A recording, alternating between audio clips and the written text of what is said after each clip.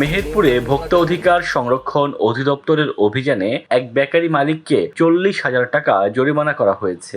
বুধবার সকাল 11টার দিকে শহরের হোটেল বাজারে অবস্থিত নিউ বোম্বে বেকারিতে এ অভিযান পরিচালনা করা হয়। এ সময় উৎপাদিত পণ্যে উৎপাদনের তারিখ না থাকা, অপরিচ্ছন্ন পরিবেশে খাবার তৈরি, অস্বাস্থ্যকর কেমিক্যাল ব্যবহারের প্রমাণ মেলে।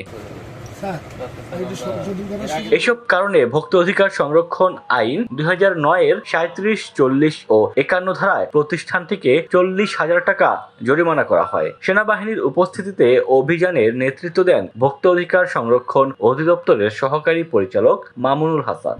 অভিযানের পরিপ্রেক্ষিতে যে অসঙ্গতিগুলো আমরা পাই সেই বিষয়ে তাদেরকে কিছু নির্দেশনা প্রদান করা হয়েছে এবং এই অসঙ্গতিগুলোর জন্য আমরা ভোক্তা অধিকার সংরক্ষণ আইনের 3টে ধারায় 40,000 টাকা জরিমানা করা হয়েছে। অভিযান শেষে মানসম্মত খাবার তৈরির জন্য নির্দেশনা প্রদান করা হয়। এ সময় ব্যবসা পরিচালনায় অসাধু উপায় অবলম্বনের বিষয়ে সতর্ক করে ভোক্তা অধিকার সংরক্ষণ অধিদপ্তর। এই ধরনের অভিযান অব্যাহত থাকবে বলেও জানান ভোক্তা অধিকার সংরক্ষণের কর্মকর্তারা।